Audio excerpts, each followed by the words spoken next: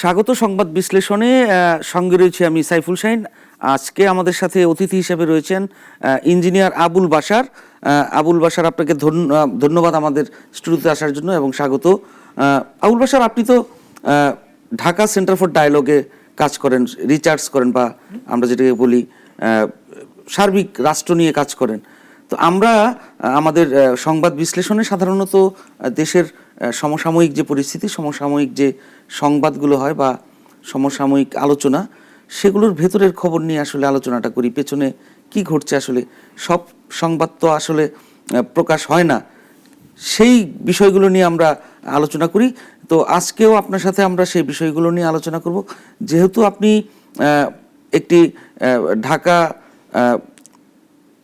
Centre for dialogue এটির সাথে কাজ করছেন নির্বাহী পরিচালক হিসাবে, এবং আপনি একজন প্রকৌশলী, দীর্ঘদিন আপনি রিসার্চ করছেন এই বিভিন্ন বিশ্ব এবং ঢাকা শুধু নয়, বাংলাদেশ নয়, বাংলাদেশের বাইরেও অনেকগুলো দেশ নিয়েও আপনি কাজ করেন। তো আমরা আসলে আপনার কাছে জানতে চাই, এই যে শুরুতে যেটি বলবো, যে এই যে আমাদের একটা পট পরিবর্তন হলো, জুলাই অভ্যুত্থান বলছি আমরা, জুলাই অভ্যুত্থানের মাধ্যমে একটি পট পরিবর্তন হলো। দীর্ঘদিন মানুষ কথা বলতে পারতো না, গুম, খুন, হত্যা, ভিন্ন মত যারা প্রকাশ করতো তাদেরকে কণ্ঠরোধ করা হতো। ফ্যাসিস্ট সরকার দীর্ঘদিন ছিল, তাদেরকে হটিয়ে নতুন একটি বাংলাদেশ হলো। কেমন দেখছেন আসলে? আপনি তো রিসার্চ করেন, কেমন দেখছেন? আপনাকে ধন্যবাদ, সেই সাথে নাগরিক টেলিভিশনের সমস্ত দর্শক এবং যারা কলা কুশিয়েছেন আমাকে এখানে আমন্ত্রণ জানানোর জন্য আপনাদেরকে ধন্যবাদ জানাচ্ছি। আমরা আসলে দীর্ঘদিন যে আপনি যে শাসন ব্যবস্থার কথা বলেছেন, রাইটলি বলেছেন, আমরা সেটার মধ্যে ছিলাম। তো সেটার জন্য দীর্ঘদিন আমাদেরকে অনেক নির্যাতন বলেন, গুম খুন বলেন, বা মামলা হামলা বলেন, দেশের মধ্যে এক ধরনের একটা মাফিয়াতন্ত্রের মতো একটা পরিস্থিতি তৈরি হয়ে গেছে। এখানে মানুষের বাক স্বাধীনতা বলেন, তার সামাজিক, তার ব্যক্তিগত সব জীবনে একটা আমাদের হতাশার জায়গাটা ছিল, খুবই বড় আকারের ছিল, এবং প্রত্যেক শ্রেণীর মানুষের মধ্যে সেই সরকারের প্রতি মানুষের একটা নেগেটিভ এবং হতাশাকে মানুষের ক্ষোভে রূপান্তরিত হয়। তো সেই জায়গা থেকে যখন একটি অভ্যুত্থান যখন হলো, অভ্যুত্থান, এবং এটা আমাদের সব মানুষেরই প্রত্যাশা ছিল, কিছু মানুষ ছাড়া। এবং আপনি জেনে অবাক হবেন যে আমার অনেক বন্ধু বান্ধব এবং আত্মীয় স্বজন যারা আমলিগ করতেন, তারাও কিন্তু বিরক্ত ছিলেন বিভিন্ন সরকারের কর্মকাণ্ড নিয়ে, তারাও কিন্তু বিরক্ত ছিলেন। যে কারণে এই আন্দোলনটা কিন্তু আসলে একটি গোষ্ঠীর বা একটি শ্রেণীর যেভাবে চালিয়ে দেওয়া হয়, বিষয়টা কিন্তু সেটা ছিল না। এটা যদি আমি যদি ছোট্ট একজন গবেষক হিসেবে যদি বলি, এটা বিভিন্ন শ্রেণীর মানুষের মধ্যে যে ক্ষোভ, সেই ক্ষোভের বহিঃপ্রকাশ ছিল কিন্তু জুলাই অভ্যুত্থান, সাধারণ মানুষের। এটা কিন্তু আপনি জানেন যে পৃথিবীতে আপনি যদি অনেকগুলো অভ্যুত্থান দেখেন এবং আপনি যদি বিপ্লব দেখেন, প্রত্যেকটা বিপ্লবের অভ্যুত্থানের সাথে কিন্তু একদম মাস পিপল যারা, মানে প্রত্যেক শ্রেণীর মানুষের অংশগ্রহণ ছাড়া এখনো পর্যন্ত সফল হয়নি। এবং পৃথিবীতে আপনি এমন একটা অভ্যুত্থান দেখাতে পারবেন না শুধু সশস্ত্র, মানে যেটা আর্মিদের কু ছাড়া, জি, সাধারণ মানুষের থাকতে হয়। এখন প্রবলেম হচ্ছে তারপরে এসে আমরা লক্ষ্য করলাম যেটা, যে আমাদের আশাহত হলো যখন আমি ব্যক্তিগতভাবে যখন এই সরকারের ক্যারেক্টারটা দেখলাম। এই ক্যারেক্টার বলতে বোঝা যাচ্ছে যে এই সরকারের ইনক্লুড হলো যারা, এবং যে উপায়ে হলো, সেই ওয়েটা আমি মনে করি সঠিক ছিল না। এবং যে উপদেশটা অন্তর্বর্তীকালীন সরকার বলছি আমরা, না সেই সময়ে আসলে কি প্রক্রিয়ায় হওয়া উচিত ছিল আপনি যেটি বলছেন? সেই সময় যেটা সবচেয়ে ভালো হতো, আমরা যদি তখন ক্যান্টনমেন্টে না গিয়ে আমরা যদি থার্ড কোনো ভেন্যুতে বসে বাংলাদেশের অপর এই আন্দোলনের সাথে যারা স্টেক হোল্ডার ছিলেন, সমস্ত রাজনৈতিক দলের সাথে আলোচনা করে আমরা যদি একটা সরকারকে রিফর্ম করতাম, এবং আমরা সেই সরকারকে বলতাম যে আগামী 2 বছর কি 1 বছর কি 3 বছর সব রাজনৈতিক দল একমত হয়ে একটি সরকার গঠিত হতো। এই সরকার এখন যে সংস্কারের কথা আমরা বলছি, সেই সরকার সেই সংস্কারগুলো করে আমাদেরকে নির্বাচনী একটা রোডম্যাপ ঘোষণা করত। তাহলে কি হতো, বাংলাদেশের প্রত্যেকটি রাজনৈতিক দল জানতো যে এই টাইমের মধ্যে নির্বাচন হবে, এবং এই সরকারটা হচ্ছে আমাদের সবার গঠিত সরকার, এই সরকারের মধ্যে আমাদের সবারই অংশগ্রহণ আছে। তখন কিন্তু আজকে আপনি বাংলাদেশের যে বিশৃঙ্খলতা দেখতে পাচ্ছেন, সেই বিশৃঙ্খলতা হতো না। কারণটা হচ্ছে আমাদের জুলাই অভ্যুত্থানের যে আপনার যে সফলতা, এটা কিন্তু আপনার 5 তারিখের পরে লুট হয়ে গেছে। এবং লুট হয়ে যাওয়ার পরে যদি আপনার একটা বাড়িতে বা একটা বাজারে যদি মালামাল লুট হয়ে যায়, আপনি কিন্তু সেই সব মালামাল ফেরত পাবেন না, কিছু কিছু পেতে পারেন। প্রবলেম হয়ে গেছে আমাদের এই অভ্যুত্থানের যে সফলতা, এটা কিন্তু লুট হয়ে গেছে। অর্থাৎ এক একটা শ্রেণী এই আন্দোলনকে যখন তাদের নিজের সফলতা হিসাবে চালিয়ে দেওয়ার চেষ্টা করেছে, তখন থেকে কিন্তু আমাদের আশাভঙ্গটা স্টার্ট হয়েছে।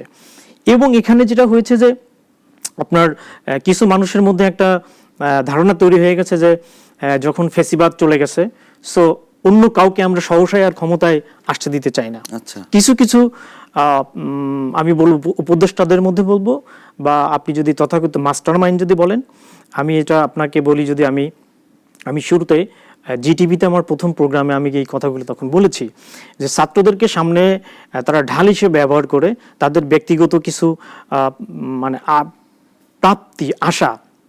এখন ধরেন একজন মানুষ কখনো মেম্বার হতে পারতো না, সে এখন এই অভ্যুত্থানের কারণে সে এখন মন্ত্রিত্ব পেয়ে গেছে, এখন তার ওই চেয়ার থেকে তার সরতে এখন আর ভালো লাগছে না। রাজনৈতিক দলগুলো তো এগুলো নিয়ে কোনো কিছু বলে নাই, তাদের সমর্থন তো ছিল এই সরকারের না, প্রতি। রাজনৈতিক দলগুলোর যে সমর্থনটা ছিল, আপনাকে বলি, মানে ওই সময় দেশের যে পরিস্থিতি ছিল, তখন কিন্তু কোনো গভর্নমেন্ট ছিল না।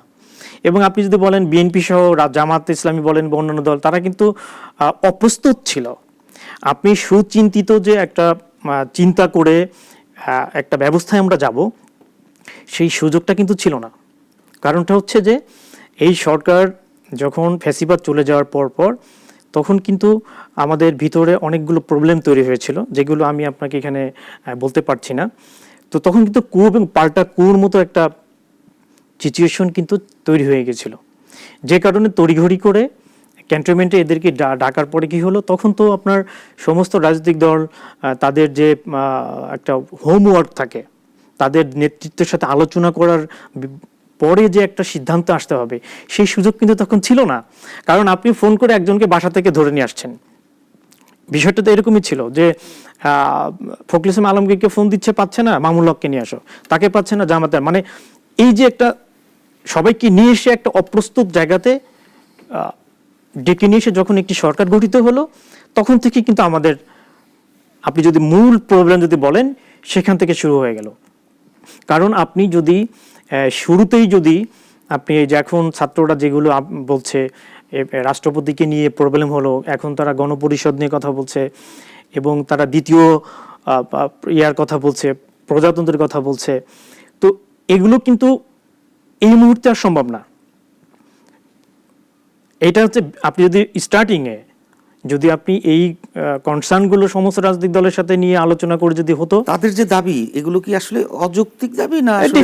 ডেফিনেটলি আপনাকে আমি স্পষ্ট বলি, সেটা হচ্ছে যে ৭১-এর সঙ্গে কোনো অভ্যুত্থানেই, কোনো বিপ্লবেই ৭১-এর সঙ্গে তুলনা করার কোনো সুযোগই নাই। আপনাকে বলি, ধরেন আমি যদি আপনাকে বলি যে আজকে আমরা ফ্যাসিবাদ নিয়ে ধরেন এই যে টক শোতে বা টেলিভিশনে, আপনি আমাকে বলতে পারবেন যে একজন সমন্বয়কের ফেসবুক স্ট্যাটাস নিয়ে যখন মিডিয়া টকশো করে দিনের পর দিন, এটা খুবই মানে বিরক্তিকর। আমাদের কিন্তু রাষ্ট্র কনস্ট্রাকটিভ আলোচনা এগুলো কিন্তু খুব কম হয়। দ্যাটস ওয়াই কি হয়েছে, মানে আমরা এই মেন ফোকাসের জায়গা থেকে সরে গিয়ে আমরা এমন কিছু বিষয় নিয়ে আমরা জাতি হিসেবে মাতামাতি করছি, যেটা আমাদের ইন ফিউচার এটা ক্ষতিকর। কারণ আপনি দেখেন এই যে চাওয়া, কিন্তু এই যে চাওয়া আপনি বলছেন যে তাদেরকে, হ্যাঁ, এই যে ফেসবুক স্ট্যাটাস নিয়ে আলোচনা হয়, কিন্তু ওদের ফেসবুক স্ট্যাটাস নিয়ে কিন্তু অনেক বড় কিছু হয়ে যায়, সেটা অনেক বড় প্রভাব পড়ে। এমনকি দেশের বাইরে থেকে যারা ইউটিউব বা ব্লগিং করতেছে, কথা বলতেছে, তাদের অনেক কথাই কিন্তু বাংলাদেশে সেটা প্রতিফলন হচ্ছে। সেটিকে আপনি কিভাবে দেখবেন তাহলে? না, এটা হচ্ছে কি, মানে আপনি যদি বলেন যে আসলে আমাদের জাতি হিসেবে আমাদের যে কোয়ালিটিফুল নাগরিক, একটা রাষ্ট্রের যদি আপনি একটা রাষ্ট্রকে যদি সেই জায়গায় নিতে চান, সেই জায়গায় নিতে গেলে আমাদের 100 বছর লাগবে। এবং আপনি যে আমাদের যে নাগরিক, এখন ধরেন আপনি সম্প্রতি একটা ঘটনা দেখবেন উত্তরাতে, তারা পরকীয়ার জন্য হেঁটে যাচ্ছে, কিন্তু সে যখন রামদার সামনে গিয়ে ছেলেটাকে বাঁচালো তখন সে কিন্তু হিরো, অনলাইনে হিরো, জি, এবং পরবর্তীতে পরে দেখা গেল সে অনলাইনে আবার জিরো। তো আমাদের এই যে অধিক সংখ্যক আমরা যে এই ফেসবুক বলেন, আপনার ইউটিউবের যারা কথা বলেন, এদের কথা আমরা বেশি বায়াস হচ্ছে। আসলে এদের আপনি যদি দেখেন নির্দিষ্ট কোনো কিন্তু নাই, তাদের গন্তব্য নাই। আপনি বলতে পারবেন যে কোনো একজন ইউটিউবার বাংলাদেশকে কোথায় নিয়ে যেতে চায়? ধরেন আগামী 50 বছর পর আপনি বাংলাদেশটাকে কোথায় দেখতে চান? আপনি একটি জাতি হিসেবে না, আপনারা তারা এক একটা ঘটনার উপরে তারা এক ধরনের কথা বলে এক ধরনের মানে বাংলাদেশের মধ্যে ইস্যু নিয়ে তারা বিশৃঙ্খলা তৈরি করছে। এটা তো আপনার আমাদের কোনো উপকার হচ্ছে না, হচ্ছে। যেমন আপনি ধরেন এই যে একজনের স্ট্যাটাসের কারণে বা বক্তব্যের কারণে 32 নম্বর ভাঙা হলো। আমি 32 নম্বর ভাঙা বা পক্ষে বিপক্ষে বলছি না, কিন্তু আমি সুধাসদন ভাঙার বিপক্ষে। কারণ ওয়াজেদ মিয়ার যে অবদান বা স্বাধীনতা যুদ্ধ বলেন এবং আমাদের পরমাণু সেক্টর বলেন বা তৎকালীন পূর্ব পাকিস্তান, ইভেন আমাদের স্বাধীন বাংলাদেশে তার অবদান কিন্তু মানে অস্বীকার করার সুযোগ নাই।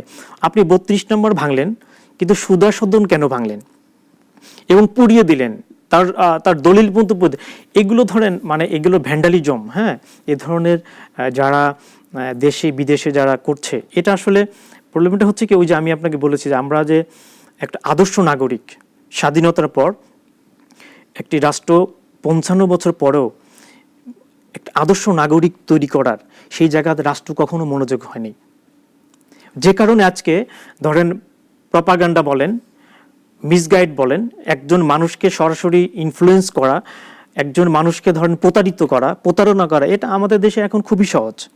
কারণ হচ্ছে যে আমরা রাষ্ট্র হিসাবে এখন একটা বিশৃঙ্খলা পরিবেশ। এখন সরকার যে পথে হাঁটছে এই সংস্কার নিয়ে আর নির্বাচন নিয়ে রাজনৈতিক দলগুলো যেটা বলছে, সেটির মধ্যে আসলে আপনাকে শুনতে ভালো লাগবে না, আমি আমার গবেষণায় আমি একটা কথা বলছি যে একসময় আপনারা ফেসিবাদের কথা বলতাম না, মাফিয়া তন্ত্র, এখন চলতে মানে মাফিয়া সংস্কার তন্ত্র, এটা চলছে টোটালি। আপনি আমাকে বলেন তো, আপনি নাগরিকের জীবনের সাথে জড়িত কোন সংস্কারটা আপনি করছেন? এখানে তো রাষ্ট্র সংস্কারের কথা বলা না, রাষ্ট্র সংস্কার আপনি কি নাগরিক ছাড়া কখন রাষ্ট্র হয়? না, সেটা তো আপনি তো সেটাই বলছেন, আপনি কাজটা তো সেটাই করছেন। আপনাকে যেখানে এদেশের নাগরিককে আগে আপনাকে সুবিধা দিতে হবে, সেই নাগরিককে সুবিধা দেওয়ার জন্য আপনার কি কি প্রয়োজন আপনি সংস্কার করলেন। আপনি বিচার বিভাগ চমৎকার করে সংস্কার করলেন, হ্যাঁ, খালি লোকের মতো একজন ব্যক্তি, তাকে এরকম একজন আরেকজন সরকার এসেছে বসাবে না, কোন গ্যারান্টি আছে? তো আপনি সুন্দর সংস্কার করলেন, কিন্তু একদম দলীয় লোককে আপনি প্রধান চিফ জাস্টিস বানাই দেওয়া হলো। ধরেন নির্বাচন কমিশন, আপনি কি মনে করেন বিএনপি বলেন, জামাত বলেন বা অন্য দল বলেন, তারা ক্ষমতা আসার পর নির্বাচন কমিশনে কি আওয়ামী লীগের লোকে ওখানে ইয়া করবে, ইনক্লুড করবে? না, এটা তো আসলে হয় না কখনো। ইয়েস, এখানেই হচ্ছে প্রশ্নটা হচ্ছে যে আপনি যাদেরকে এখানে বসাচ্ছেন, আপনি কাদেরকে বসাচ্ছেন? রাষ্ট্র কাদেরকে বসাচ্ছে? রাষ্ট্র চালাচ্ছে কার? রাজনৈতিক দল। এখন আপনি যদি আমাকে প্রশ্ন করেন যে রাজনৈতিক দল যারা রাজনীতি করে, হ্যাঁ, পৃথিবীতে একটা দেশ দেখাতে পারবেন যে 24 আওয়ার্স পলিটিক্স করে? কোন দেশের রাজনৈতিক দলের নেতাকর্মীরা এটা করে? যারা বাংলাদেশে আপনি দেখবেন যে এই রাজনীতি যারা করে ভিন্ন আমাদের দেশে, ডেফিনেটলি আপনার ওই জায়গাতে যেতে হবে। আপনি নির্বাচন কমিশন, এক্সিস্টিং নির্বাচন কমিশন, যেটা আমাদের কমিশন, তো আমরা মনে করি যে স্বাধীন। না, কিন্তু আসলে তো স্বাধীন নয়। না, আপনি এখানে নির্বাচন কমিশন স্বাধীন হয়ে তো লাভ নেই। আপনি কি ডিসি, যখন আপনার সরকার আসবে, ডিসি কি স্বাধীন থাকবে? থানার ওসি কি স্বাধীন থাকবে? ইউনো কি স্বাধীন থাকবে? সবাই তো সরকারের অধীনেই কাজ করবে। এখন এইখানে প্রশ্নটা হচ্ছে যে আপনি ওই লোকগুলো হচ্ছে আপনি কিভাবে আপনি বাছাই করছেন, দ্যাট ইজ ইম্পর্টেন্ট। আপনি তো প্রথমে ডিএনএ টেস্ট করছেন, কিন্তু নির্বাচন কমিশন বাছাইয়ের ক্ষেত্রে তো একটা পন্থা অবলম্বন করা হয়। এখন প্রশ্নটা হচ্ছে যে শাহিন ভাই, এখন আমি আপনাকে বললাম যে ঠিক আছে আপনি এই কাজটা করেন, আমি আপনাকে হেল্প করব, কিন্তু আমার মনের মধ্যে যেটা আছে সেটা তো আছেই। আচ্ছা, আপনি এখন আমার হচ্ছে শরীরে ক্যান্সার, আপনি আমাকে সুন্দর করে কোট সুন্দর করে পড়াই বলেন যে দেখতে খুব ভালো লাগছে, কিন্তু আমার ভিতরে কি সেটা ভালো আছে? আপনার আন্তরিকতা কতটুকু? বাংলাদেশের রাজনৈতিক দলগুলো দেশটাকে কিভাবে দেখতে চায়? আসলে দেশকে তারা কতটা ভালোবাসে, দেশের মানুষকে কতটা ভালোবাসে, ডেফিনেটলি আপনি যদি এই প্রশ্নে কিন্তু যদি আসি আমরা, তাহলে কিন্তু গত গত দীর্ঘদিন যারা রাজনীতি করেছে বাংলাদেশে, তাদের মুখচ্ছবি সামনে আসে আমাদের, এবং তাদের পালিয়ে যেতে বাধ্য হয়েছে তারা। সবাই তো বলে যে তারা মানুষের জন্য কাজ করে, দেশের জন্য কাজ করে, কিন্তু আমরা কি দেখলাম যে দেশকে শূন্য করে দিয়ে কোটি কোটি টাকা দেশের বাইরে পাচার করছে। শুধু রাজনীতিবিদ নয়, রাজনীতিবিদদের সাথে কিন্তু যারা আমলা বা বড় বড় সরকারি দপ্তরে যারা দায়িত্বে ছিলেন, তারাও কিন্তু একই কাজ করেছেন। তো এই জায়গা থেকে আসলে বাংলাদেশ কি, যদি বলি যে নতুন বাংলাদেশ হলো, এখন সামনে হয়তো নির্বাচন হবে, আরেকটি রাজনৈতিক দল আসবে ক্ষমতায়, সেটি থেকে বের হওয়ার কি আমাদের কোনো সুযোগ আছে? আমি মনে করি না, কারণ এই সুযোগ কোনোভাবেই না। হয়তো বা কিছু পরিবর্তন হতে পারে, কিছু অথবা আপনার নতুনরা আসার পর পুরনো কিছু বিষয়টাকে হয়তো বা তারা সেটাকে স্টপ করে দিয়ে নতুন নতুন কিছু তৈরি হতে পারে। কিন্তু আপনার এটার জন্য খুব একটা যে ভবিষ্যৎ বাংলাদেশে খুব ভালো হবে সেটা মনে করি না। কারণটা হচ্ছে যে আপনাকে মূল জায়গাতে যেতে হবে। মূল জায়গাতে যেতে হবে এই কারণে যে আপনি ধরেন একটা প্রতিষ্ঠানে যদি যান, আপনি ওখানে কি দুর্নীতি ছাড়া, টাকা ছাড়া কোনো কাজ করা যায়? অর্থাৎ আপনি দেখেন আমেরিকাতে যদি আপনি যদি দেখেন যে ওইখানে আপনি যদি গাড়ির কোনো আপনি যদি ফাইন হয়, কোনো ব্যক্তির কাছে কিন্তু যাওয়া লাগে না, সব অনলাইন ভিত্তিক। জি। তো আমাদের বাংলাদেশে আপনাকে নতুন নতুন মানে কিছু আপনার আইটি সেক্টর বলেন বা অনলাইনের ভিত্তিক বলেন, এগুলো আপনাকে সংস্কার করতে হবে। প্লাস রাজনৈতিক দলগুলো তাদের যে নেতাকর্মী, সেগুলোকে তাদেরকে নতুন করে রিক্রুট করতে হবে, যাদের মধ্যে দেশপ্রেম এবং দুর্নীতির মাত্রা, আমি সম্পূর্ণ দুর্নীতি মুক্ত বলবো না, কিন্তু দুর্নীতির মাত্রা যে সমস্ত নেতাকর্মীর মধ্যে কম থাকে, তাদেরকে ইনক্লুড করে রাজনৈতিক দলকে রিফর্ম করতে হবে এবং তাদেরকে দায়িত্ব দিতে হবে, এবং তাদেরকে দায়িত্বের তারা ঠিক মতো পালন করছে কিনা সেগুলোকে তাদেরকে সবসময়ের জন্য তাদের নজরদারিতে রাখতে হবে। তাছাড়া যদি আপনি মনে করেন যে এই সমস্ত কিছু বাদ দিয়ে আপনি এই পুরনো, যেমন আমরা এখন ফ্যাসিবাদের কিস্তু খেউর তার বিষোদ্গার করছি সব সময় সব জায়গায়, আপনি যদি বিভিন্ন চ্যানেলে দেখেন, এছাড়া আমাদের আর কোনো কাজ নেই। কিন্তু প্রবলেমটা হচ্ছে যে আপনি দেখেন যে ঢাকার বাইরে থেকে একটা মানুষ ক্যান্সার হসপিটালে আসছে, পিজিতে আসছে বা আইসিডিতে আসছে, সেই মানুষগুলো কি আপনার চিকিৎসা পাচ্ছে? তাদের জন্য কি আমাদের কোনো কাজ আছে? তাদের সঠিক সেবাটা নিশ্চিত করতে পারছি না। না, পারছি না। আপনি কিন্তু সাধারণ মানুষের জন্য কাজ করা, যেটা এখন আপনি আমাকে বলেন যে আপনি বিচার মানে ব্যবস্থা বলেন, এগুলো সংস্কার করলেন, কিন্তু একজন মানুষ পটুয়াখালীর বাউফলের একজন ব্যক্তি, সে বিচার পাওয়ার জন্য ঢাকাতে আসবে, সে চালায় রিক্সা, সে একজন কৃষক, সে দিনমজুর, তার পক্ষে কি ঢাকায় হাইকোর্ট সুপ্রিম কোর্টে এসে বিচার পাওয়া সম্ভব? তো আপনি কি সংস্কার করছেন? আবার আপনি দেখেন আমাদের শিক্ষা ব্যবস্থা, যেখানে আপনি একটি সুনাগরিক তৈরি করার জন্য যেখানে বলা হয় যে শিক্ষা ব্যবস্থা, তো শিক্ষা ব্যবস্থা আমাদের এখন জগাখিচুড়ি অবস্থা, এটা নিয়ে কিন্তু কোনো কমিশন নাই। দেখেন মাদ্রাসা একটা বোর্ড, কমই মাদ্রাসার একটা বোর্ড, ইংলিশ মিডিয়াম একটা বোর্ড, আবার ইংলিশ ভার্সন একটা বোর্ড, বাংলা আবার একটা, মানে এরকম জগাখিচুড়ি মার্কা শিক্ষা ব্যবস্থা পৃথিবীর কোথায় আছে বলেন তো? আমরা দেখেছি যে গত সরকারের আমলে শিক্ষা ব্যবস্থাকে কিভাবে ধ্বংস করা হয়েছে। হ্যাঁ, মানে এখন আপনি বারবার যদি গত সরকারের দিকে যদি যান, আপনি যদি এইগুলো আমার কাছে খুব গ্রহণযোগ্য না। কিন্তু এখন কি করব? কারণটা হচ্ছে যে এখন কি করছি, ভবিষ্যৎ আমরা কি করব, আমাদের প্ল্যানটা কি? আপনি শুধু ফেসিবাদের গল্প শোনায় আমাদের আর লাভ নাই। আপনি যদি ফেসিবাদকে আপনি যদি বাংলার মাটি থেকে যদি আপনি মনে প্রাণে মুছে দিতে চান, ফেসিবাদের যে খারাপ দিকগুলো ছিল সেগুলোকে আপনাকে অ্যাবলিশ করতে হবে, সেগুলোকে ডিলিট করতে হবে এবং নতুন নতুন পরিকল্পনা করা উচিত, নতুন নতুন উদ্ভাবন করতে হবে, নতুন নতুন পরিকল্পনা নিয়ে আপনাকে দেশের নাগরিকের জন্য আপনি কি করবেন সেগুলোকে আপনাকে নিয়ে আসতে হবে। যেমন আপনি সংবিধান সংস্কার করেন, কোনো সমস্যা নেই, কিন্তু সংবিধান সংস্কার করতে গেলে আপনাকে কতগুলো বিষয় আপনাকে মাথায় রাখতে হবে, যে আমার একজন নাগরিক যখন সে পড়াশোনা করা হোক, যে নাগরিক হোক, তাকে চাকরির তার নিশ্চয়তা সংবিধানে দিতে হবে। তার চিকিৎসার ব্যবস্থা শুধু সংবিধানে লিখলে হবে না। আপনি যখন একজন মানুষকে তার চাকরির, তার কর্মসংস্থানের যখন ব্যবস্থা করতে বাধ্য হবেন, তখন কিন্তু ওই মানুষটা কিন্তু তার অন্যান্য যে চাহিদাগুলো আছে সেগুলো কিন্তু সে মিটাতে পারবে। আর যদি আপনি এই নাগরিকদেরকে চাকরি ব্যবস্থা, কর্মসংস্থান ব্যবস্থা করতে না পারেন, তাদেরকে ভাতা সিস্টেম করতে হবে। আপনি যদি আমাকে প্রশ্ন করেন বাংলাদেশের কি সেই সক্ষমতা আছে, অবশ্যই আছে। আপনি বাংলাদেশের যে বাজেট আপনি যদি দেখেন, গত আওয়ামী লীগের সময় যে বাজেটগুলো হয়েছে, আমার একটা রিসার্চ আছে এখানে, আমাদের এই বাজেটের 20% যদি দুর্নীতিতে, যদি টাকা, আপনি যেটা বলেছেন রাইটলি শুরুতে, এই টাকাগুলো যদি দেশে পাচার, বিদেশে পাচার না হতো এবং দুর্নীতি না হতো, তাহলে আমার একটা রিসার্চ আমি দেখিয়েছি যে এই দুর্নীতির টাকা দিয়ে যে পরিমাণ টাকা হতো, তাতে আপনি যদি নিত্যপূর্ণ যে জিনিসগুলো আছে, ডাল, চাল, তেল, লবণ, এরকম 5টা 6টা প্রোডাক্ট আছে, আপনি 2 বছর যদি আপনি বাংলাদেশের 10 কোটি মানুষকে যদি ফিরিয়ে দেন, সে টাকা আপনার শেষ হবে না। বিশাল ব্যাপার। এবং মালদ্বীপে আমি দেখেছি যে, মালদ্বীপে আপনি জানেন কিনা, আমার মালদ্বীপের একটা গবেষণা করে দেখলাম, অবাক হলাম যে আমি, তারা সমুদ্রের মধ্যে বড় বড় ট্যাঙ্কি তৈরি করে সেখানে তারা খাবার মজুত করে রেখেছে এবং সরকার সাপ্লিমেন্টারি দিয়ে খুবই কম দামে, অনেক উচ্চ মূল্য নিয়ে এসে কম দামে তার জনগণকে দিচ্ছে। ওইখানে কিচ্ছুই হয় না, আপনার পানি, মাছ আর বালু ছাড়া কিছু আছে মালদ্বীপে? সো সেই দেশের নাগরিক আপনার এত সুন্দর জীবনযাপন করছে। এটি আসলে মানে মানসিকতার ব্যাপার, মানসিকতার ব্যাপারে, এবং সরকারকে এবং রাজনৈতিক দলকে। এখন ধরেন বাংলাদেশের রাজনৈতিক দলকে আপনি দেখেন, আপনি এখন আপনাকে কি বলবো, যাদেরকে আপনি বলছেন যে আপনি ফ্যাসিবাদকে হটিয়ে আপনি দুর্নীতি অমুক ইয়ে করে, আপনি যদি একজন উপদেষ্টার পিএস যদি 3-4 মাসে যদি 400 কোটি টাকা হয়, তাহলে তো আমি শেখ হাসিনাকে বলবো যে তার মন্ত্রীরা তো সেই তুলনায় খুবই কম দুর্নীতি করছে। জি।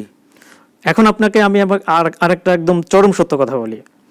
ধরেন আজকের ছাত্ররা গণঅভ্যুত্থান ঘটিয়ে ফ্যাসিবাদকে বিতাড়িত করেছে, 20 বছর পর আরেক ছাত্ররা যদি দেশে বলে যে তাদের সাথে অন্যায় হয়েছে, তোমরা ফ্যাসিবাদের চেয়েও খারাপ, যদি পাল্টা আরেকটা গণঅভ্যুত্থান ঘটে বাংলাদেশে, আসলে বাংলাদেশে কি হবে আর কি না হবে, এই জন্য এখন আমরা টোটালি আনপ্রেডিক্টেবল একটা অবস্থার মধ্যে দিয়ে যাচ্ছি, রয়েছি, যে পরিস্থিতিটা আসলে দিন দিন এমন অবস্থায় যাচ্ছে, খারাপের দিকে যাচ্ছে। আমি যেটি বলতে চাইছিলাম আপনাকে, যে আপনি তো গবেষণা করেন দেশের রাষ্ট্র ব্যবস্থা নিয়ে, বাংলাদেশের বর্তমান অবস্থা আসলে যদি আপনার গবেষণার, আপনি তো অনেক দেশের সাথে তুলনা করে গবেষণাটা করেন, হ্যাঁ, আপনি যদি সেইটার জায়গাটা কোথায় আছে বাংলাদেশ, আপনি যদি এখন বলেন বাংলাদেশ, আপনি যদি 2 পাহাড়ের মাঝখানে যদি একটা দড়ি, 2 পাহাড়কে কানেক্ট করার জন্য দড়ি যদি আমি টাঙিয়ে দেই, তা আমাদের মাঝখানে অবস্থানটা হচ্ছে আমরা আছি, হয় নিচে পড়বো নাকি আমাদের লক্ষ্যে পৌঁছাবো। এখন সেই জায়গাতে আমরা কিন্তু এখনো দোদুল্যমান যেটা বলে, সেখানে কিন্তু আমরা আছি। কারণ কি জানেন, এখানে অনেক ধরনের মানুষের গেম প্ল্যান এবং তাদের ইন্টারেস্ট এখানে যুক্ত হয়ে গেছে। এখন ধরেন একজন জীবনে কখনো 1000 টাকা দেখে নাই, সে যদি 1 কোটি টাকার মালিক হয়ে যায় হঠাৎ করে, সে কি সেই জায়গা থেকে আসতে চাইবে? এখন একটা শ্রেণী হচ্ছে আপনার এই ক্ষমতার সাথে ভাগাভাগি করে তারা এখন ক্ষমতাকে এনজয় করছে। এখন আপনি সেইখান থেকে তাদেরকে কি করে ওখান থেকে আপনি নামাবেন, ইট ইজ ভেরি ডিফিকাল্ট। তার ছোট্ট একটা উদাহরণ যদি আপনাকে দিই, তাহলে আপনি পরিষ্কার হবেন। ইঞ্জিনিয়ার ইশরাক হোসেন, তাকে দেখেন, আদালত রায় দিল, নির্বাচন কমিশন প্রজ্ঞাপন জারি করলো, কিন্তু স্থানীয় সরকার মন্ত্রণালয় কিন্তু তাকে শপথ পড়াচ্ছে না। কেন বলেন তো? ইশরাক হোসেনের যে বিষয়টি, আজকেও আন্দোলন হচ্ছে কিন্তু। হ্যাঁ, তো না, এই আন্দোলন কেন করতে হবে? কারণ আপনাকে কোর্ট এতদিন আপনি যদি বলেন আমাদের শ্রদ্ধ স্যার, ওনার কি এখন, উনি তো অনেক টক শোতে যে বলতো কোর্ট অবমাননা করছে ফ্যাসিস্টটা, এটা কি হচ্ছে? এটা কি হচ্ছে? আপনি কোর্টের আদেশকে আপনি ভায়োলেন্স করছেন, রাইট? আপনি নির্বাচন কমিশন, তারা যেহেতু আপিল করবে না বিধায় তো তারা প্রজ্ঞাপন জারি করেছে, তাই না? তো পাল্টা আবার তাদেরকে আপনি আবার কেন বলছেন? তার মানে কি সামথিং ইজ রং হেয়ার। তার মানে হচ্ছে ইঞ্জিনিয়ার ইশরাক হোসেনকে এখানে বসতে দেওয়া হচ্ছে না। কেন? স্থানীয় সরকার মন্ত্রণালয়ে যারা আছেন তারা ওইখানে অফিস করছেন, হ্যাঁ, তারা ওইখানে একটা মজা ওইখানে পেয়ে গেছেন। এই যে চট্টগ্রামে তো বসালেন, হ্যাঁ, চট্টগ্রামের মানে সেটা তো ওইখানে তো স্থানীয় সরকার মন্ত্রণালয় তো এনসিপির আন্ডারে নাই। আপনি যদি আমাকে সরাসরি স্ট্রেট ফরওয়ার্ড বলতে বলেন, তো এই কথাগুলো তো আমাদের টকশো থেকে বলে না। আমি প্রতিনিয়ত বলছি যে ছাত্রদের কাজ এটা না। আপনি যদি দেখেন, আপনি অনেক সময় বলেন যে ইয়াং জেনারেশন, শুনেন, এখন পৃথিবীতে ইয়াং জেনারেশন সবচেয়ে ইয়াংগেস্ট যে প্রাইম মিনিস্টার, উনি হচ্ছে পেতাং তাং, থাইল্যান্ডের প্রধানমন্ত্রী। জি। ওনার বয়স কিন্তু 37। আপনি দেখাতে পারবেন আন্ডার 30 কোনো প্রধানমন্ত্রী কোথাও আছে? তো আপনি রাষ্ট্রকে যখন একটি কল্পনার রাজ্যে চিন্তা করেন, যখন আপনি একটা দেশকে যখন আপনি সিনেমা গল্প নাটকের মতো মনে করেন, মানে ইন্ডিয়ান যে মুভিগুলোর মতো যদি চিন্তা করে থাকেন, তো সেটা তো বাস্তব না আসলে। তাহলে আপনার গবেষণায় কি বলছে বাংলাদেশের অবস্থান কোথায়? বাংলাদেশের অবস্থান আমি সবসময় বলি যে আমাদের আগামী দিনে মানে বিশৃঙ্খলা পরিবেশ আসবে। অন্যান্য রাষ্ট্রের সাথে যদি তুলনা করেন, অন্যান্য রাষ্ট্রের তুলনা করতে গেলে আসলে অন্যান্য রাষ্ট্রের যে ক্যারেক্টার, তারা কিন্তু যেমন ধরেন তারা দায়িত্ব নিতে চায় না, তারা দায়িত্ব ছাড়তে চায়। আর আমাদের ক্যারেক্টারটা হচ্ছে পুরো ডিফারেন্ট। মানে আপনি যতক্ষণ জীবন আছে তখন আপনি চেয়ার, মানে আপনার চেয়ার আপনাকে ছাড়লেও চেয়ার আপনি ইয়া করতে চান না। কারণ কি, বাংলাদেশের ক্ষমতার চেয়ারে এক ধরনের সুপারগুলো আছে। এই যখন একজন সেই চেয়ারে বসে পড়ে, তখন ওই সুপারগুলো তার এমনভাবে এঁটে যায়, সে ওই চেয়ারের মানে তার যে মায়া, সেটা এই দেশের মানুষ ত্যাগ করতে পারে। এটা হচ্ছে আমাদের মেন্টালি প্রবলেম। এই এখন যেগুলো হচ্ছে, এগুলো হচ্ছে মানসিক সমস্যা। কেন? মানে আওয়ামী লীগ চলে গেছে, বিএনপিকে ক্ষমতা আসতে দেওয়া যাবে না। এটার জন্য যত ধরনের ম্যানিপুলেশন দেওয়া যাবে না বিএনপিকে। বিএনপিকে অনেকেই বলছে যে আগের মতোই হয়ে যাবে, একদল গেল আরেক দল এলো, এরকম কথাও কিন্তু এসছে। সরি, আপনি তো ছাত্র দলের রাজনীতি করতেন যখন শিক্ষার্থী ছিলেন, এবং নির্যাতিত হয়েছেন। ডেফিনেটলি আমি 3বার জেলখানায়, আমি 3বার জেল খেটেছি সেটি। এবং আমার সৌভাগ্য হয়েছে জনাব তারেক রহমান, তার সঙ্গে আমি দীর্ঘদিন জেলখানায় ছিলাম। তো অনেক কথা মানে হয়েছে, এবং আমি 3বার আমি জেলখানায় গিয়েছি। তো আপনি যে বলছেন, এই যে আপনি একটি রাজনৈতিক দল করতেন, নির্যাতিত হয়েছেন, আপনারও তো একটা ভীষণ ছিল একটা জায়গায় যাওয়ার। তো এরকমই তো দীর্ঘদিন যখন বিএনপি ক্ষমতার বাইরে, বিএনপি তো চাইবে ক্ষমতায় আসতে, কিন্তু বিএনপির পূর্বের যে অবস্থান, এর আগে যখন তারা সরকারে ছিল, বা এই 5 আগস্টের পরে বিভিন্ন এলাকায় যে ধরনের খবর আমরা শুনি, তাদের যে অবস্থান, চাঁদাবাজির থেকে শুরু করে বিএনপি নেতাকর্মীদের, তো আসলে কি মানুষ আস্থা রাখতে পারে? সেই বিএনপির হয়তো ভোট আছে, এখন ভোটে এলে বিএনপি সরকার করবে, সরকার গঠন করবে, কিন্তু আপনি যেহেতু একজন মানে একদম পরিষ্কার রাজনীতিবিদ হিসেবে, আপনাকে বলছেন দুর্নীতির বাইরে থেকে দেশের মানুষকে ভালোবেসে, রাষ্ট্রকে ভালোবেসে, আপনার মতো জায়গায় থেকে আপনি রাজনীতিবিদ, যদি কি বলবেন যে আসলে বিএনপি সেই জায়গায় আছে কিনা? না, আমি যদি বলি যে বিএনপি সেই জায়গায় যদি শতভাগ আছে, আমি সেটা মনে করি না। যদি এই দলের আমি একজন অনেক নির্যাতন আমি ছিলাম। তো প্রবলেমটা হচ্ছে কি, যে আমি আপনাকে এর আগে বলেছিলাম যে বাংলাদেশের রাজনীতি যারা করেন, হ্যাঁ, তো আপনার এই রাজনীতি যারা করেন আসলে খুব সমাজের ভালো মানুষ রাজনীতিতে আসতে চায় না, রাইট? ধরেন আমরা যারা সমাজে যারা একটু মানে সৎ চিন্তা করতে চাই, ভালো চিন্তা করতে চাই, তারা কিন্তু সমাজের এই শ্রেণী কিন্তু রাজনীতি বিমুখ। তো দ্যাটস ওয়াই গত 30 বছর বলেন, 40 বছর বলেন, রাজনীতিতে যে আমাদের যে ধরনের মানুষের ইনক্লুড হয়েছে, একটা সময়ে সমাজের যে প্রভাবশালী, আমি যেন 30 ইয়ার্স বলেছি, আমি এই জন্য 30 ইয়ার্স রাজনীতি করতো, রাইট? আমি দেখেছি, কিন্তু এখন কিন্তু সমাজের একদম যার পরিচয় নেই, পড়াশোনা নেই, এরা এসে রাজনীতির জায়গাটা এই জায়গায় চেঞ্জ। আপনি জেনে অবাক হবেন, মানে আমি আমার এলাকার একজন মানে মৎস্যজীবী লীগ করতো, তো সে লুঙ্গি পরতো, প্যান্টও পরতে পারতো না। তো মালয়েশিয়াতে আমি যাওয়ার পর দেখি যে ওখানে সে ফ্ল্যাট কিনেছে ইকোসিটাস একটা এলাকাতে। আপনি চিন্তা করে দেখেন, মানে এই যে দুর্বৃত্তায়ন রাজনীতি গত বাংলাদেশের, আপনি যদি 15 বছর আমি বলবো না, গত 30 বছর যদি বলেন, তো এই দুর্বৃত্তায়নের রাজনীতি কিন্তু সব দলের মধ্যে ঢুকে গেছে। বিএনপিতে আপনি যতই বলেন, আপনি জানেন যে জনাব তারেক রহমান 1800+ অলরেডি বহিষ্কার করছে। তার মানে কি? জি, মানে এটা তো একটা ইন্ডিকেটর, তাই না, যে এই দলের মধ্যে যারা দুষ্টামি করছে, এই দলের মধ্যে যারা দুর্নীতিবাজ, তাদের বিরুদ্ধে কিন্তু ব্যবস্থা নেওয়া হচ্ছে এবং আগামীতেও কিন্তু নেওয়া হবে। কিন্তু প্রবলেমটা হচ্ছে কি, যে ওই যে একটা কথা বলে না, আপনি যে ভেড়ার মানে লোম চিটতে চিটতে ভেড়াই না থাকে। হ্যাঁ হ্যাঁ। তো এখন যেটা হচ্ছে যে তারেক রহমান যথেষ্ট আন্তরিক এবং দলের হাইকমান্ড যথেষ্ট আন্তরিক, কিন্তু আপনি বিএনপির দোষ ত্রুটিটাকে যদি আপনি সামনে নিয়ে আসেন, তাহলে হ্যাঁ কিছুটা তো আপনি দোষ দিতেই পারেন। কারণটা হচ্ছে যে আমাদের দেশের সমস্যা হচ্ছে কি, মানে আওয়ামী লীগ পতন হওয়ার পর নতুন করে বিএনপির জন্ম হয় কিছু মানুষের, যে মানুষগুলো হচ্ছে তাদের কোনো পলিটিক্যাল কালার নেই। জি, এটা আওয়ামী লীগের সময় দেখবেন, বিএনপির সময় এটা জি, হয়। এটা সবসময়ই দেখা যায় যে তবে কিছু এটা মানুষ হচ্ছে কি, হ্যাঁ, তবে এটা হচ্ছে যে আমি আপনাকে এটুকু বলতে পারি যে তারেক রহমান যখন বাংলাদেশে আসবেন এবং উনার কাছে কিন্তু সব তথ্য যে সঠিকভাবে যায় সেটাও কিন্তু না। ধরেন তার নাম ব্যবহার করে, দলের নাম ব্যবহার করে অনেকে দুর্বৃত্তায়ন একটা মানে সুবিধাভোগ তারা নিচ্ছে। কিন্তু প্রবলেমটা হচ্ছে যে এখন তারেক রহমানের পক্ষে সারা বাংলাদেশের সবকিছু তথ্য উপাত্ত সংগ্রহ করা সম্ভব না। কিন্তু দলের আপনার অনেক রিসার্চার যারা কাজ কিন্তু হচ্ছে, কাজ করা হচ্ছে, কিন্তু এইটার আপনি সুফল এখনই পাবেন না। অনেকটাই পরিবর্তন হয়েছে বিএনপির রাজনীতি আগে যে অবস্থা ছিল। এবং আপনাকে এটুকু আমি ইনশিওর করতে পারি যে আগামী দিনে বিএনপিতে দুর্নীতিবাজদের জায়গা হবে না, এটুকু বলতে পারি। তবে একদমই যে 100% নির্মূল হবে সেটা না।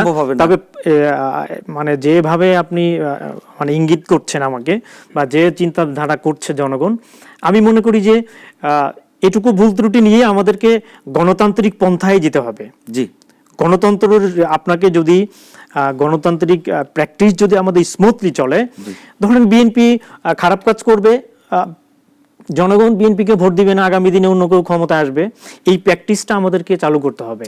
সেটি আসলে ভলান্টিয়ারিং এবং রাজনৈতিক দলে আমরা দেখেছি হ্যাঁ। যে মানুষ আসলে কোন দিকে যায়, সাধারণ মানুষের কিন্তু একটি চাওয়া থাকে সব সময়। এই যে বর্তমান পরিস্থিতি বাংলাদেশে বেশ কিছু ঘটনা, যদি আপনাকে গত কয়েকদিনের ঘটনাগুলো উল্লেখ করি, আপনি একটি বলছিলেন যে ইশরাক হোসেনের যে বিষয়টি, আজকেও কিন্তু সেখানে আন্দোলন হয়েছে দিনব্যাপী। সেখানে মানুষ বলছে যে কেন তাকে এই চেয়ারে বসানো হচ্ছে না, সেটি আসলে সরকারের একটি বিষয়। কিন্তু অন্যদিকে জগন্নাথ বিশ্ববিদ্যালয়ের যে ছাত্র শিক্ষক সবাই তাদের কিছু দাবি নিয়ে এসছিলেন যমুনায় গতকালকে। তাদের সেই দাবি দাওয়াগুলো আসলে কতটা যৌক্তিক সেটি হয়তো ভাববার বিষয়, সেটি নিশ্চয়ই আলোচনার বিষয়। কিন্তু সেখানে পুলিশ যেভাবে হামলা করেছে তাদের উপরে, সেটি নিয়ে আলোচনাটা তখনই হয় যখন তার কয়েকদিন আগে যমুনার সামনে আরও একটি আন্দোলন হয়। সেই আন্দোলনে সরকারের অবস্থান আর এই আন্দোলনে তাদের অবস্থান, এটি নিয়ে বেশ আমরা এখন যেটা বলি অনলাইনে যেটি আলোচনা সমালোচনা সমাজ পাতায় যেটি হয়। আর আরেকটি বিষয় হচ্ছে যে ঢাকা বিশ্ববিদ্যালয়ের একজন মেধাবী ছাত্র সাম্য ছাত্রদলের নেতা, সে তার যে হত্যা, আমরা যদি সেই ঘটনা দিয়ে শুরু করি, ছাত্রদলের সাম্য কিভাবে হত্যা হলো বা কেন হলো, আপনার কাছে কি মনে হয় যে ঢাকা বিশ্ববিদ্যালয় ক্যাম্পাস কিন্তু সরোয়ার্দী উদ্যান যেটিকে বলা হয়, সেটি কিন্তু ক্যাম্পাসের একটা অংশই বলা হয়। চারুকলার ছাত্রছাত্রীরা কিন্তু ওই চারুকলার সামনের যে উদ্যানের জায়গা, সেই জায়গা ব্যবহার করে, তারা গান বাজনা করে এবং আপামর জনসাধারণও কিন্তু সেখানে যায়। এর আগে এই সরোয়ার্দী উদ্যানের যে অবস্থা ছিল সেটিকে কিন্তু অনেকবারই আমরা দেখেছি যে পরিবর্তন করা হয়েছে, সেখানে পরিষ্কার করা হয়েছে, সেখানে স্থাপনা করার কথা ছিল, আবার যারা পরিবেশবাদী তারা সেখানে স্থাপনা করতে দিল না। সেখানে এক ধরনের মানুষ যায় বসে, কিন্তু কি এমন হলো যে এই শিক্ষার্থীকে মেরে ফেলা হলো? এটা আপনাকে আমি যদি বলি, সেটা হচ্ছে যে দুঃখজনক হচ্ছে কি, মানে ঢাকা বিশ্ববিদ্যালয়ে আমরা কখনো ভিসি পাইনি।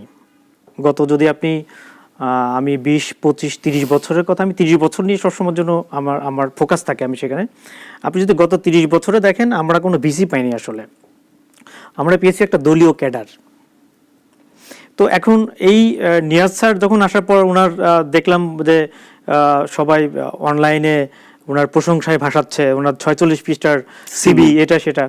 তো আমি আপনাকে বলি, আমরা আসলে জাতি হিসাবে যে মানে কোন জায়গাতে আছি, ঢাকা বিশ্ববিদ্যালয়ের ভিসি হবে সেই ভিসি মানে কি, যখন আপনি একটা জায়গার টিম লিডার, অর্থাৎ আপনি একজন নেতা, যে আপনার আন্ডারে হচ্ছে ওই বিশ্ববিদ্যালয়টা, তো সেই বিশ্ববিদ্যালয়ের সার্বিক নিরাপত্তা, সেই বিশ্ববিদ্যালয়ের পরিবেশ, সবকিছুই তার অধীনে। সবকিছুই তার উপরে, তাই না?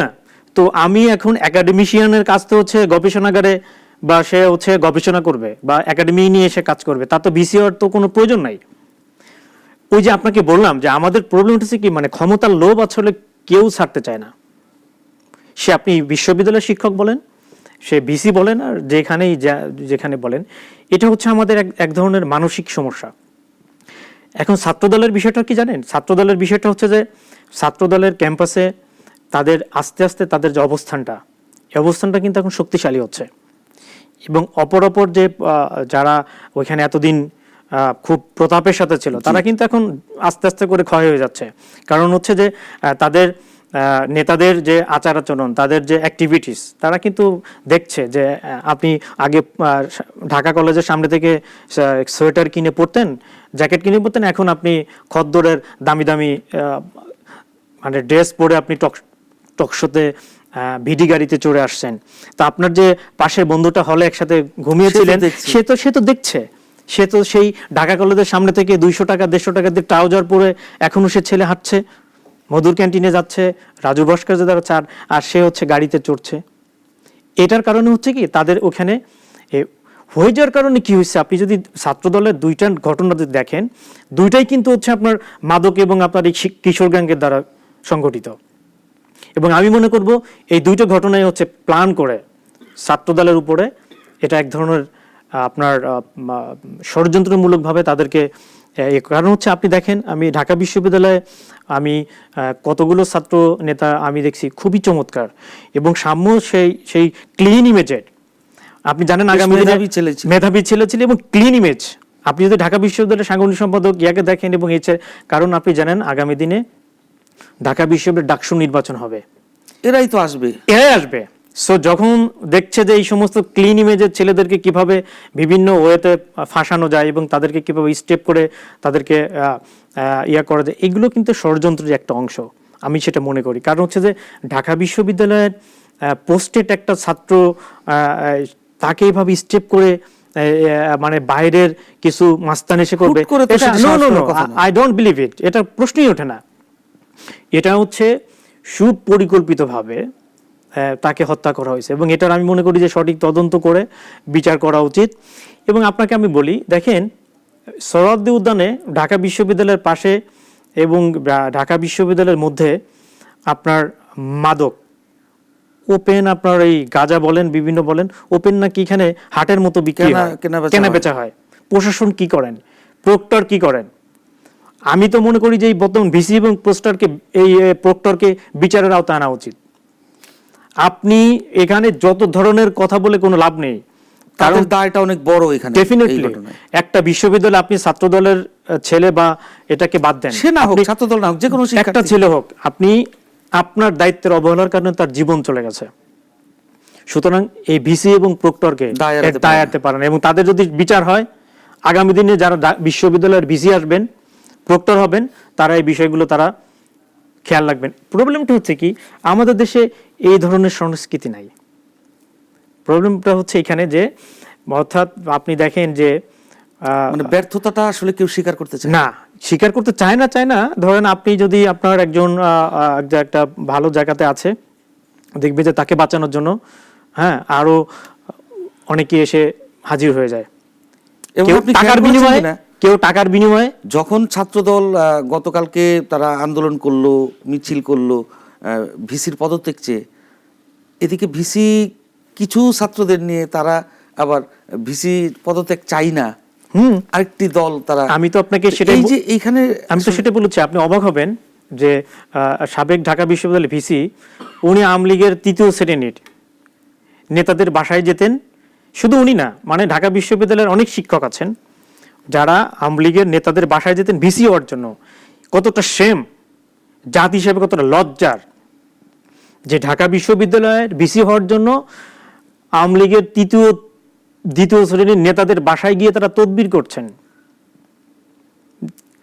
এই যে অবক্ষয়, আপনাকে আমি শুরুতেই বলেছিলাম যে আমাদের জাতি হিসাবে অবক্ষয়টা এমন জায়গাতে নেমে গেছে এবং এই ব্যারোমিটারটা এমন জায়গায় আছে, এটা ঠিক হতে আগামী 100 বছর লাগবে।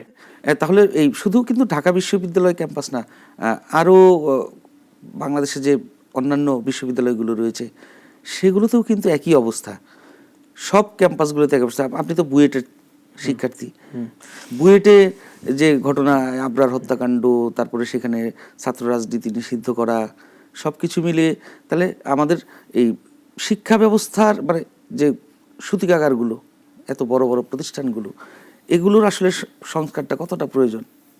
আমি তো আপনাকে বলেছিলাম যে আমাদের যে শিক্ষা ব্যবস্থার যে অবস্থা, জগা খিচুড়ি মোড়কা অবস্থা, এখন আমি আপনাকে বলি যে এই যে বিশ্ববিদ্যালয়গুলো থেকে আমাদের আপনার যে সংসদ নির্বাচনগুলো আছে, জি, এগুলো বাদে আপনার বিশ্ববিদ্যালয় কেন্দ্রিক পলিটিক্স এখন আপাতত বন্ধ করতে হবে।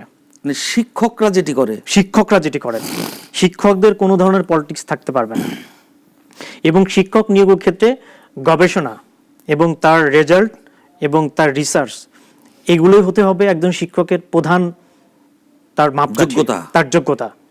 এখানে কোনো পলিটিক্যাল মানে কোনো ধরনের ইন্টারফেয়ার, বায়াসনেস বা কোনো ধরনের তদবির এর মাধ্যমে কোনো শিক্ষক নিয়োগ করা যাবে না। দ্বিতীয়ত হচ্ছে এই যে বিশ্ববিদ্যালয়, আপনি জানেন যে প্রত্যেকটা বিশ্ববিদ্যালয়ের আপনার যে সমস্ত ছাত্ররা বের হয় তাদের 70-75% কিন্তু অপুষ্টিজনিত রোগ নিয়ে ওখান থেকে আসে। আপনার ওখানে ভালো আবাসন ব্যবস্থা নাই, ভালো খাবার নেই, একটা নিম্নমানের, এবং এটা সুপ্রিয় পানির ব্যবস্থা নেই। অথচ কিন্তু আমরা শুনি যে আমরা হচ্ছে কানাডা, সিঙ্গাপুরের মতো দেশ হয়ে গেছি। মানে এই যে মিথ্যা, মানে এই যে মিথ্যার বেসাতি, এগুলো থেকে আমাদের বেরিয়ে আসতে হবে। এবং এই যে বিশ্ববিদ্যালয়গুলোকে আপনাকে একটা গবেষণার আন্ডারে নিয়ে আসতে হবে, স্বতন্ত্র গবেষণার আন্ডারে আনতে হবে, যেখানে আপনার রাষ্ট্রীয়ভাবে বিধান করতে হবে যে প্রত্যেক বিভাগের শিক্ষক নিয়োগের ক্ষেত্রে 1 থেকে 5 যারা এখানে 1ম থেকে 5ম যারা অবস্থান করবে তাদের মধ্যে থেকে শিক্ষক নিতে হবে, এবং এর মধ্যে থেকে যাদের গবেষণা এবং যাদের রেজাল্ট ভালো তাদেরকে শিক্ষকের উপর নিয়োগ দিতে হবে। তাহলে দেখবেন যে প্রতিযোগিতা শুরু হবে। কিন্তু এখন একটা ছেলে অত্যন্ত ভালো রেজাল্ট করে ফার্স্ট ক্লাস ফার্স্ট হওয়ার পরে সে বিভিন্ন বিশ্ববিদ্যালয়ে ঘুরে ঘুরে, ইভেন একটা প্রাইভেট বিশ্ববিদ্যালয়, আমার অনেক পরিচিত আছেন, তারা চাকরি পায় না। শেষ পর্যন্ত কি করে, তারা মানে তাদের স্বপ্নভঙ্গ হয়ে তারা বিদেশে চলে যায়, এবং বিদেশে গিয়ে অনেক ইউনিভার্সিটি তারা শিক্ষকতা করছেন। মানে এই যে ব্রেন ড্রেন হচ্ছে, এগুলো আমাদেরকে যদি রোধ করতে হয় তাহলে আমাদের এই পুরো সিস্টেমটাকে, আমি আপনাকে বারবার বলছি সেটা হচ্ছে আমাদের পলিটিক্যাল পার্টির যে মনোজগৎটা, একদম সর্বশেষ যদি মোটা দাগে বলেন যে ছেড়ে দিতে হবে। উত্তরণের পথ কোথায় বাংলাদেশে? উত্তরণের পথ এই মুহূর্তে বাংলাদেশে সেটা হচ্ছে যে আপনার রাজনৈতিক দলগুলো তাদের সদিচ্ছাটা এখানে মেন কথা। আপনার এই যে মাঠে ময়দানে প্রেস ক্লাবে এগুলো বক্তব্য না দিয়ে আপনার প্রত্যেকটা পার্টির দলীয় কার্যালয় হতে হবে একটা গবেষণাগার, এবং তাদেরকে বিভিন্ন শ্রেণীর পেশার মানুষকে দিয়ে একটা গবেষণা টিম তৈরি করতে হবে। সেই গবেষণা টিমের মাধ্যমে বাংলাদেশের প্রত্যেকটা সেক্টরের যে যে সমস্যাগুলো আছে সেই সমস্যাগুলো ফাইন্ড আউট করার পরে সেই সরকারকে সেই সমস্যাগুলোর সমাধান করার জন্য যা যা করার সেটা করতে হবে। এখানে দলীয় নেতা কর্মীদেরকে দিয়ে আপনি রাষ্ট্রের কোনো বিধি ব্যবস্থার উন্নতি কোনোদিনও হবে না, এটা আপনাকে আমি 100% বলতে পারি। তার মানে বিগত দিনে যা হয়েছে আগামী দিনেও ঠিক একই অবস্থা যাবে। বলছেন যে রাজনৈতিক দলগুলোর সদিচ্ছাটাই অনেক বড়, এবং তারা যদি দেশের মানুষের জন্য, কল্যাণের জন্য কাজ করে, তাহলে আমরা একটি সুন্দর নতুন বাংলাদেশ, যেটি মানুষের আকাঙ্ক্ষা, প্রত্যাশা, যেটা চাই আমরা, প্রত্যাশা, সেই জায়গায় আমরা যেতে পারবো। অনেক ধন্যবাদ আপনাকে আমাদের সাথে আজকে সময় দেওয়ার জন্য। ধন্যবাদ আপনাকেও আমাকে আপনাদের এখানে করার জন্য, ইনভাইট করার জন্য ধন্যবাদ। প্রিয় দর্শক, এই ছিল আমাদের আজকের আয়োজনে। আবারও দেখা হবে আপনাদের সাথে অন্য কোনো অতিথিকে নিয়ে অন্য কোনো সময়ে। সে পর্যন্ত সবাই ভালো থাকুন, সুস্থ থাকুন। আল্লাহ হাফেজ।